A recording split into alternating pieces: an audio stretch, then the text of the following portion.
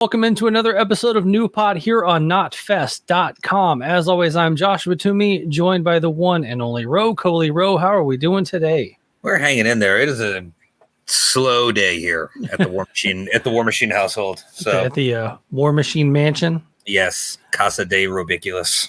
Nice. Yeah, we took a week off. You know, it was, our schedules didn't line up, so we took a week off. And then this week, I'm getting everything ready for Louder Than Life. So we are going to throw together kind of a quick, just kind of go over some new news, kind of talk about what's going on in the world of new metal, and just have a little talk, man. Yeah, let's do it. All right, man. Well, let's dive into first up, kind of new metal adjacent, kind of a new metal, father, if you want to say, Helmet. They've released some new music, and they just released a new track called Gun Fluff.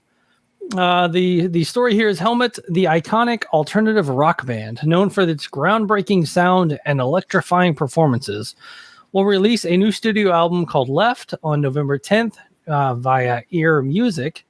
The official music video for the LP's second single, Gun Fluff, can be seen below, and that's over on blabbermouth.net.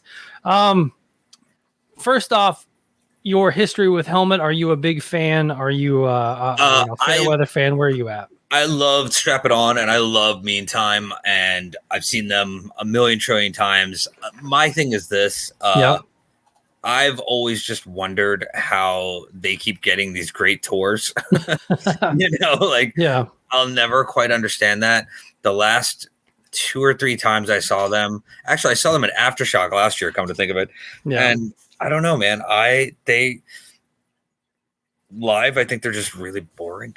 I think they're just I think that was kind of always their thing, though. It wasn't like they were never like the most outgoing live band. They weren't the coolest looking dudes. They were, they were just kind of had like an aesthetic of like just not caring, but yet they were, a great band. I mean, that's the thing. I get where their influences have kind of helped a lot of bands kind of shape their sound and whatnot. I definitely get that. But at the same time, it's like they always just look like college kids that were way too old to be in college with the kind of like the striped polos and everything. And I just, there's certain bands that can get away with just standing there and playing and having that power kind of come off the stage. You got your Slayers and your, whatever Machine Head and stuff. But it's like when it came to Helmet, I just could never really do it. But like Meantime, I could listen to Meantime all day long. Yeah. I saw them perform all of Meantime at the Troubadour here in Los Angeles one time. Yeah. And it was just like, I always have a problem when a band comes out and they're just like, okay, here, we're just going to come out and play these songs and that's it. And it's like, no stage banter, no like, hey, everybody, how you guys doing? Like even just the slightest of something to show that you're at a show and whatnot. Right. It's something that goes a long way with me. And with them, they just went song. Okay, thank you, good night. And I was like, okay, like that, really? That's it? So to this new song, I'm kind of like, okay, let's see where this goes. Yeah, let's just kind of getting into. I mean, I saw them actually. Speaking of Louder Than Life, I saw them last year at Louder Than Life, and they played a ton of Meantime and Betty and their early stuff, and they mixed it in with a few newer tracks. But the thing with Helmet too is they were a band to me that were really a sum of its parts with John Stainer on drums and the bass player. Like it was the thing. It wasn't just Paige Hamilton and some dudes. Right. It was a really good band. And the band that he has out with him now, I was just kind of like, the song, he's playing the songs, but is it really a Helmet show, I guess. Right. It doesn't project like it once did. Like now I hear bands covering Helmet or covering songs from Meantime, and I'm like, oh man, like it brings me back to those days, like that kind of early 90s stuff. And you really get to hear like, oh, and I can tell how this influenced, this band or this band, but when I see them play, I feel like it just doesn't have that power that it once did. There was just, I don't know. It was really weird. Like back in the day, he had he wasn't like a growly singer by any means. He had a little bit of this kind of crunch to his voice that really kind of like that made it stand out from everything else, or made it stand out from just, if his vocals were just clean all the time. But that's kind of it. Like, I feel like those days for me are sort of gone. Yeah. You know, the thing with the music though back in the day was the start stop riffing that he did. right. You know, kind of brought that to the forefront, and a lot of bands, especially in the new metal era, kind of owe a lot to Helmet just riff wise. Right. Well, because their sound always sounded like they had like 5 guitar players. Yeah. Like, that was always their thing. So it's like, you know, it was the start and stop thing, but it was almost like having gang vocals, but just like gang guitars. Yeah. You know, and I always thought that was the most hardest part of them. You know, but I think, like you said, it just, I think over the years, it's with it just being Page Hamilton now, I feel like the rest of the band doesn't really echo that same kind of, I don't know, maybe it's like that youthful undercurrent. Like it doesn't feel like it has that youthful vibe anymore. At least to me, it doesn't. So I just listened to this new track, Gun Fluff. And if you would have played this track for me and said, what band is this? I would have never gotten to Helmet. Helmet would not have been in my top 10 or 50. Like, I listened to it on Spotify. There's, I believe, Holiday is also on Spotify. That song sounds like Helmet. Gunfluff does not sound like Page. Doesn't sound like, I don't know what band it is. Like, I even looked at my Spotify a couple of times just to make sure I didn't click on the wrong, like some kid named Helmet or something. A kid named Helmet. You know, it's gonna be the name of my new band. Right. Helmet. Yeah. So I mean, I'm excited. You know, I would love to see them, and yeah, I do get that they do jump on a bunch of. I mean, they were, you know, originally that like System of a Down Korn was Helmet. You know what I'm saying? Like that's right. But I think that's just kind of paying homage or tribute, or bringing them out as kind of a. Let the kids hear the band kind of thing, or kind of bringing out your heroes or something. Right. Well, I mean, I remember when Ministry was supposed to go on tour with like, it was like what, Ministry and KMFDM and Frontline Assembly and Helmet. And I'm like, how are they getting on these bills? Like, I think of all the bands that I know that are like, yeah, we couldn't get on Aftershock or we couldn't get on this, but like Helmet still gets on it. And I'm like, I'll never quite understand. I mean, this new song, the Gun Fluff, it sounded so tame. I mean, there was a point where I was like, he kind of sounds like Billy Corgan in one part of the song. And I was just like, really, dude? Like, and again, it just doesn't have, it sounded almost, this is a terrible term, but I'm going to use it anyway. But it sounded almost like what I would consider almost like adult contemporary rock in a way, like rock that's almost like it's so soft that you're just kind of like, oh yeah, I like hard rock, but, and then you're like, oh, like, Disturbed or Metallica. Whoa. No, not that hard. Like that's kind of what it sounded like to me, where it's like, I thought it was just a really weak song. I'd love to listen to the rest of the record and see how it is compared to this song. But for this song, Gunfluff, I was just like, I don't know what you guys are going for. Are you guys, is that kind of it nowadays too? It's like, is everybody just trying to get on Octane on Sirius XM? Right. Like that's, listening to like, whatever, Bring Me the Horizon, Asking Alexandria, even now Code Orange, I feel like everybody's trying to jump on that Octane bandwagon. And that's something that I don't know. That's something that's a huge turnoff to me, personally speaking, because it's like it becomes that trying too hard, or, like when grunge became, this thing that, everybody sort of latched onto. And then when nu metal was this thing that everyone latched onto, et cetera, it's like, I feel like that's what they're doing with Octane. Like, you're going to go to JCPenney and they're going to have the fucking Octane collection, you're going to be Target like, vinyl selection. Yeah, totally. It's like, it's going to be like, the Walmart Sirius XM Octane section of clothing, You're like, oh, now everyone can own a Helmet t-shirt or a Korn t-shirt, like that kind of thing. Yeah. So, I don't know. That's just the way I see where things are kind of heading. And that's, in a weird way, it just makes me want to go more extreme with my metal, and especially with my new metal. It's like it makes me want to go, like more towards the Vendids and more towards oh god, I'm sorry, I'm escaped the name of that band, Vexed. Like that kind of almost more screamier kind of new metal, as opposed to this kind of like, we want to break through to this, Octane kind of scene, Yeah, I mean, I hope, like I said, the other track on the that they released, Holiday, does sound like Helmet, but this one is a little bit rougher. So I'm kind of curious to see where the rest of the album goes. Yeah.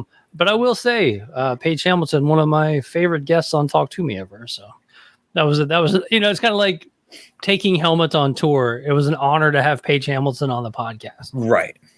No, that I could see too. I mean, because again, it's like he has inspired so many bands, and a sound that was nobody else really had a sound like that when they came out either. Yeah, the start stop kind of thing, and then like I always say, like it sounded like there was like 5 guitars, just this real hard attack.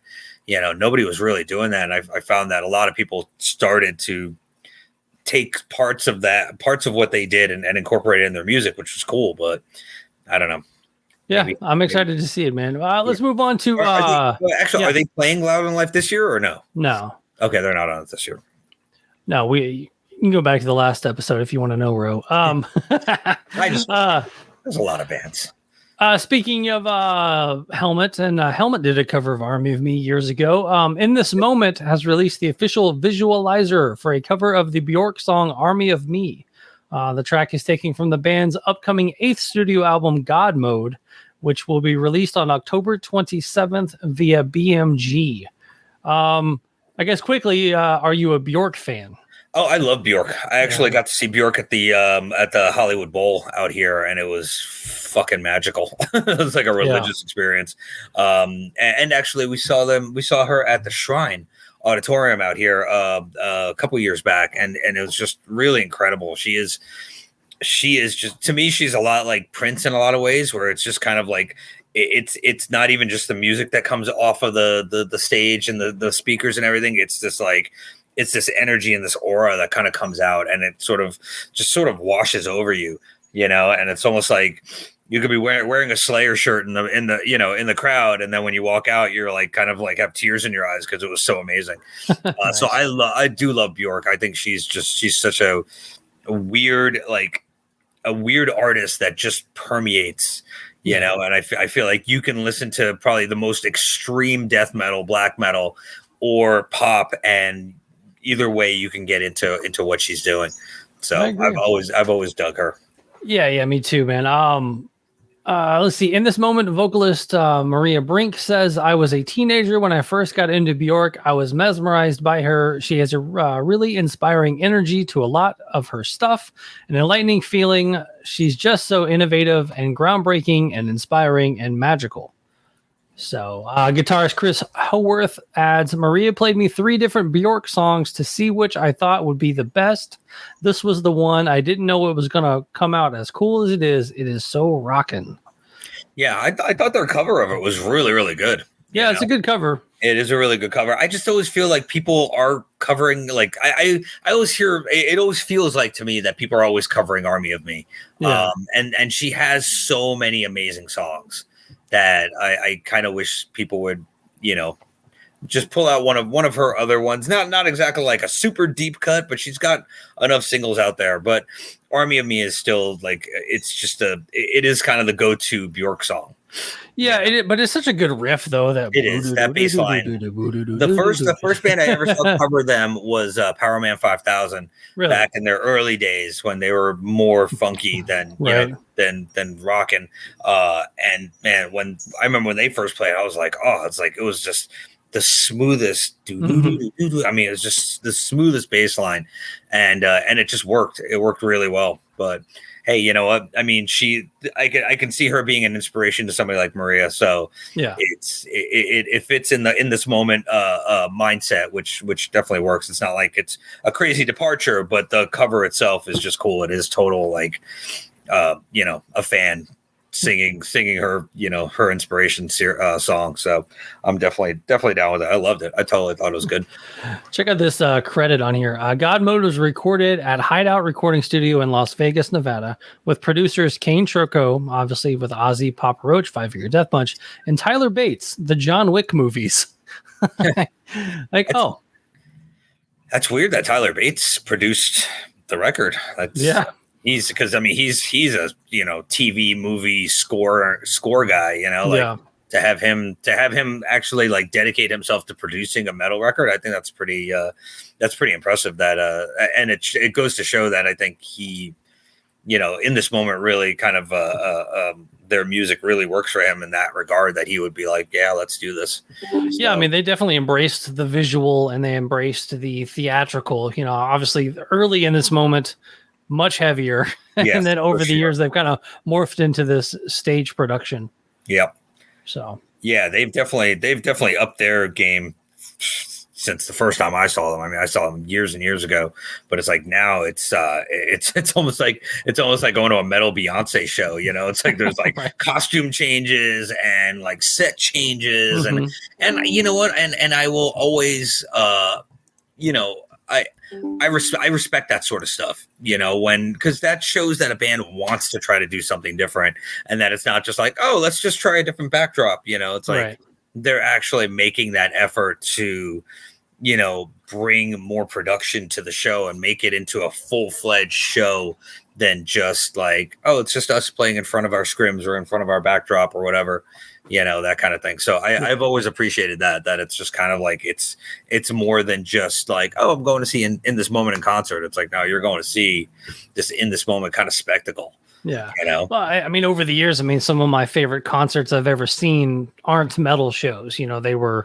They were Bruno Mars or somebody like that, just like where it's a whole thing. It's not just, people playing music. It's a whole right. visual and things going on over here and over there. And, right. that's what makes, Slipknot so much fun to watch too, right. because there's just so much going on that you can focus on the drummer, you can focus on Clown, you can focus on right. Corey, you can do whatever you want. There's so much to see. Yeah, I think in this moment is about like 1 or 2 records away from having a full-on Cirque du Soleil show. Right. Like I'm totally ready for that, because I think that's, in a weird way, that's sort of something that's sort of missing. It's kind of, there's like kind of a void in there, like to have a cool hard rock metal Cirque du Soleil style show. Like everything's always very like, circus themed or very, flowery or whatever. It's like, I think to have a cool visual show like that with somebody like in this moment doing the music, I think could be a really, really awesome idea. Oh yeah. Yeah. I think that, I'm curious to see like, the Baby Metal and Death Clock are going to be at Louder Than Life. So, that's kind of close to that, where it's a little bit more of a spectacle than, maybe the music. Right. Yeah, hopefully we should be around actually for Death Clock and Baby Metal out here, but I definitely want to see what their show is, because from the video that I've seen of their shows, it's just lights and production and all sorts of insanity.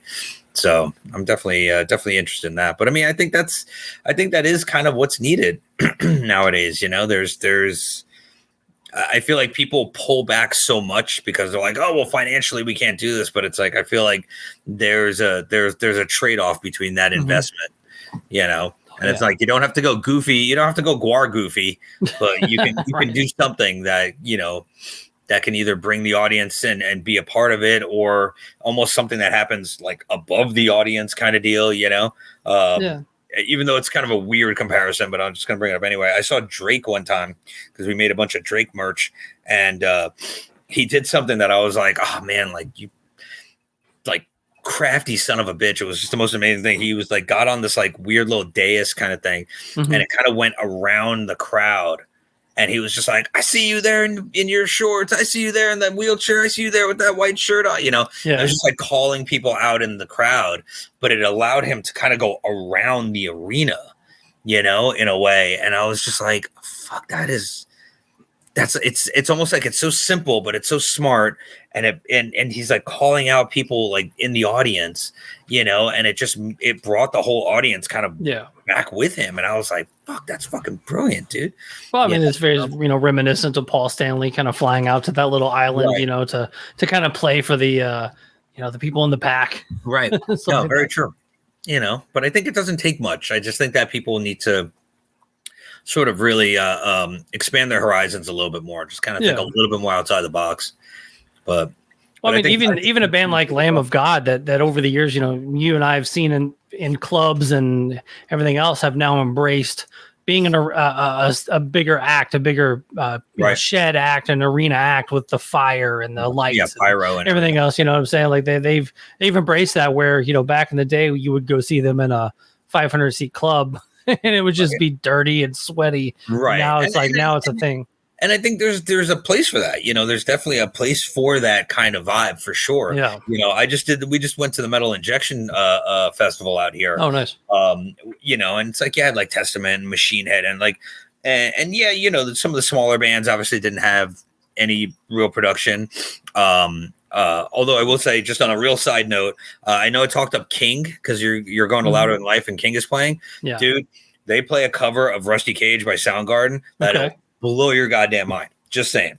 But that was better than the Johnny Cash version. Yeah.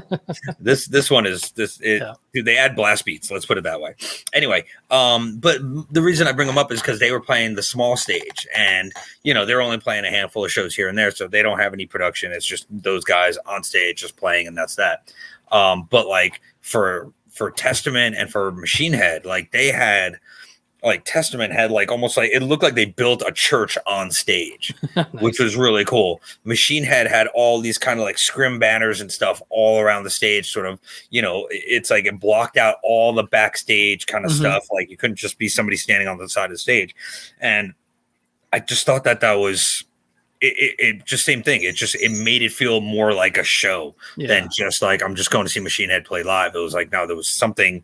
It just had that extra bit of, and it was, again, it was simple enough that it worked, and that it made the audience feel more a part of it. So, when it comes to, kind of circling back around, when it comes to In This Moment, I think they are one of those shows and one of those bands that, when you go, it's like you can really, I think you'll get your money's worth. In other words, On the flip side, we went to see Cold last week, and the opening band, everybody had the screen, and they could, I guess, project their logo onto the screen or however the screen worked. But the opening band, while they were playing, every however many minutes, the digital screen went to like a screensaver, and it was like. And it was whatever company it was. It was just the company logo. And I was just like Microsoft logo kind of pretty much. But it was like one step away from that. And I kind of felt bad for them, but I obviously still had to take a picture of it too, because it was just so comical. It was almost like 2023 Spinal Tap or something. Right. I think that's kind of it. I think when bands don't really, I don't know, like they just don't put that much thought into that aspect of it. And I think that's one of the aspects that you really do have to put a lot of thought into, is what kind of imagery you're showing on the screens and everything like that, But I do think that's important, but I think that In This Moment has really figured out a way to do it on a level that really puts them at a new level, if you will. Of power. It's funny. I'll kind of give a quick synopsis of the Cold show. And I am a fan of Cold. I do enjoy Cold, but they were doing a Year of the Spider kind of 20th anniversary tour, right? And so they're playing the album in its entirety, and then playing some kind of rare side or kind of a hits package at the end of the show. Tuesday night. They go on at like 10 o'clock, and I work Wednesday morning. Year of the Spider is very front loaded. It's Stupid Girl and Suffocate, and basically any Cold song you wanted to hear. It was like first 4 songs. Right, all side A. Yeah.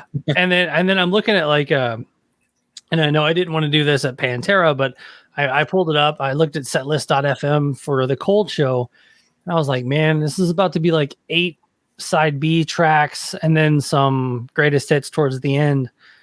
And I'm not gonna lie to you, man, we split. I was just like, but that kind of goes back to a band playing an album in its entirety that's front loaded. And don't get me wrong, I mean, there's about 150 people there. It wasn't packed. All 150 people that were there singing every word, screaming everything. He was putting the mic out. I mean, you could hear the crowd over the band. I mean, everyone that was there was obviously a fan and into it. But once it got past the track 5 or 6, I was like, I think I'm gonna value some sleep tonight. Right. You're like, if I get home, if I leave now, I can be in bed by. Yeah, that's always a bummer too. Like when you kind of when a show takes that kind of turn, when you're like, if I left before the encore, it's like, whereas normally for me, it's like, when I see people leaving before the encore, I'm like, what the fuck is wrong with you people? Like, where are you going? Because I just never know what's going to happen after, during the encore. Yeah. But at the same time, I'm like, no, I'm like, if I'm here to stick it out to the very end. But for those shows where I'm like, you ready to go? Yeah, let's go. All right. Like, I don't like that feeling in myself, but at the same time, I'm like, do I really want to stick around for this? Really? Do we need to? Yeah. Well, I will say, Cold sounded great. Scooter sounded fantastic. So if you have a chance to see them, a weekend night or whatever, make sure to go check them out. I did talk to their bass player Lindsay at the merch booth, and they had just kind of gotten through that Blue Ridge Rock debacle. But I guess they got paid, but they didn't have to play. So hey, good for them. That's about as best you can get. Yeah, I mean, I know we haven't talked about Blue Ridge at all yet. I just that whole show looked so incredible. That lineup looked so incredible. Yeah. But then after seeing all of the insanity that happened, I was like, wow, man, that's just, I don't know. I mean, and from what I was reading from other fans and stuff, it's like, this isn't the first time. No, it's not. It's been I feel like it's been kind of a debacle every year they've done it. Right. Which is crazy because, and I know it's local here, but like they moved Louder Than Life from out kind of more in the country to a very centralized location right next to the airport, right next to a bunch of hotels, right off the interstate. I mean, if you're driving down the interstate, you can see into Louder Than Life. Right. So like the infrastructure in and out of there, you've got 4 or 5 different ways to get into the parking lot. You've got 4 or 5 ways to get out, because the original year they had it basically down a 2-lane road. And so getting in and out was a pain in the ass, but they finally moved. Once they moved it, it's kind of been pretty much smooth sailing. Like I can get in my car and be, in Louder Than Life probably in 30 minutes. Right. To where I think after this particular one, I think a lot of venues are going to start moving in that direction. I mean, not for nothing, when we did Knotfest in Iowa that one year, I mean, there was like one road in and out of that place. Yeah. It took me almost 2.5 hours just to get out of that place. It was a nightmare. So it's like, I wonder if, and just the food situation, everything that happened at that show, it makes me wonder now that we all had a great time, and we did have I had a blast. It was a really good time. It was just that those sorts of things that could create an atmosphere of tension. Yeah. I think really, I think especially after Blue Ridge this year, like, I think a lot of those promoters and everything are really going to look hard at that and really go, okay, how do we not have this happen? Because I mean, the rain aspect is one thing, that's something you can't really control. People should be prepared for that, but like no one can be prepared for, overflowing toilets and, being gouged for water, or just overflowing garbage can, like just all of that crap, and then it all came down to the fact that the venue just wasn't paying the staff very well, so it's like, I'm hoping that a lot of the other festivals out there really kind of take a look at that and really take notice as to what happened and fix it on their end. Or I will say the first year they had Louder Than Life, I went to the first day. Actually, I the podcast I think was maybe a couple of months old, so I like went as a civilian. And the porta potty situation was like, there wasn't enough porta potties. Like the porta potty line was crazy. Everybody complained. We showed up the next day, 3 times the amount of porta potties. Where they came from, nobody knows. But like they saw there was an issue and they immediately addressed it. Like they didn't. But to where this Blue Ridge thing, it's like, there was people talking about being in line to go, to go to set up their campsites for 10 hours just in the car line. The car line. I'm just like, geez, people running out of gas and people getting, just so much stuff going on that seems like it should have been and could have been, fixed, and then they supposedly had overflow, they oversold it. I mean, it's just like, I don't know how you do all this. How do you oversell things when you have a pretty set amount of spaces? Right. And not only that, I mean, it's a festival. I mean, it's like there's still only so many people you can let in, you know? Right. You know, so it's like to oversell it, like, I don't know. That doesn't make a whole lot of sense to me.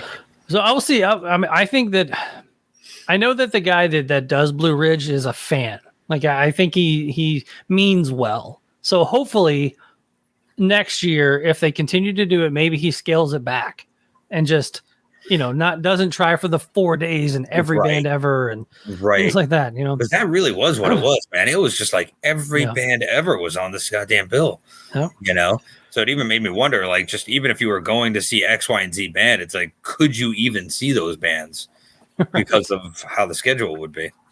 Yeah. I would have. And what's crazy is I almost went this year, and then there's rumors I might be going next year, so we will see what happens. Let's dive into one more thing before we get out of here. Static X and Sevendust announced a February 2024 leg of the Machine Killer North American tour. Due to overwhelming excitement by fans for the recently announced fall 2023 Machine Killer Tour, Sevendust and Static X have announced a second leg for February 2024. Yeah, that's everybody else is lucky. I don't get lucky. I don't get to see this show, which is a real bummer because I really see it. It's not going to be there at all, like either leg. Oh no! It's going to be here when I'm on the Headbangers boat. Oh, so yeah, I think it's like October 30th and November 1st, and it's like we're at that point. I'm on the boat, so yeah, it's. I mean, technically not coming here. It's coming close, but it's not necessarily coming here either. But I think of a 2-band bill of the time, I think this is a home run co-headlining tour. Yeah, I think when you go to a show like this, it's like the feeling in the crowd is palpable. Like everybody's excited for that. I mean, that is a great. I mean, if you're a new metal fan, especially, I mean, you got Dope, you got Static X, and you got fucking Sevendust. I mean, that's a tour. I'm shocked. I mean, I don't think they ever did tour together, if I'm not mistaken. Did they? Static X and Sevendust ever? I don't think in the past. I don't think they ever toured together. Oh, I don't feel like Sevendust. I'm pretty sure Static X and Dope toured back. Oh, Static X and Dope did, but not Static and Sevendust. Yeah, not Static and Sevendust. So I think this is definitely the kind of tour that people have been wanting to see happen forever. And I mean, hey, granted, it's 20 years later, but still, who cares? It's like both of those bands are still on top of, like, they're still in their A game. They both still sound great. Dope still sounds really good too. I was really impressed last time I saw them. I thought that was going to be a little hokey, but it still was like Edsel still crushes it. So, actually, I wonder if my buddy Chris Warner might be drumming for them on this tour as well for Dope. Nice. So if he is, go out there, say hi to him because he's a good dude. Absolutely. But yeah, no, I think this is a really cool tour, and I am bummed that I'm going to be missing it. But I'm hoping that maybe after this February leg, they'll kind of make their way back to the West Coast and maybe play some of like the secondary and tertiary markets like Bakersfield or Ventura or something like that, so we can go and check them out. But it's a really good tour though. This is adjacent to it, so we'll end with this. LeJean Witherspoon doesn't mind Sevendust being labeled a new metal band. I'm definitely behind this movement. In a new interview with the WSOU radio station, Sevendust frontman LeJean Witherspoon. That was my radio station growing up, man. It was the best metal station out there. Sevendust frontman LeJean Witherspoon was asked how he feels about the supposed new metal resurgence in recent years, partly thanks to a whole new wave of exciting revivalists. He said, "All right, so listen, I don't know who made that word up. I think it's amazing that you can just make up a word and all of a sudden you have a big following of people that are like, yeah, but I would rather be a new metal band than an old metal band." I guess that's what you're doing there. So with that being said, I feel like we were put in that era because we were in it, but it's fine. Okay. I also look at this whole new metal resurgence as like, when we had, back in the early 2000s, we had the the new wave of American heavy metal, right? With like Lamb of God and all those bands back then. It's like now we kind of have that here. It's like it's this new wave of new metal, and I think it's actually really cool because you're seeing stuff it's not just like, oh, the new wave of American new metal or the new wave of UK new metal. It's like it's kind of a worldwide sort of movement.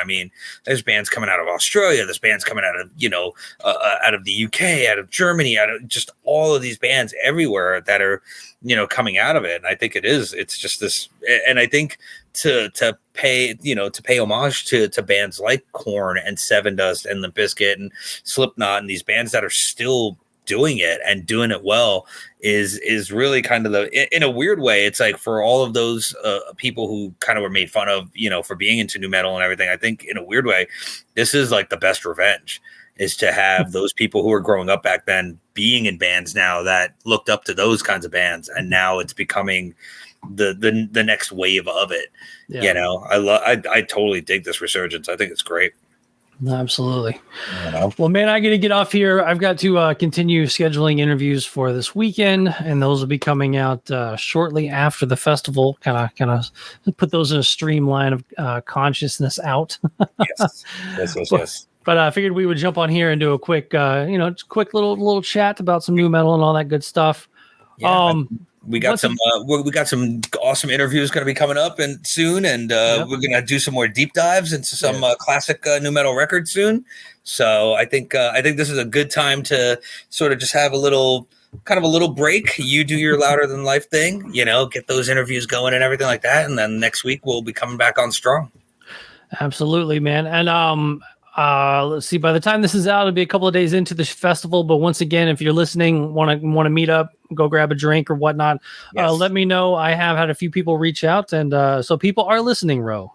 Yes, because I've had a handful of people that I've never talked to before hit me up saying, "Hey, would like to meet you at Louder Than Life." So I was like, oh, look at that.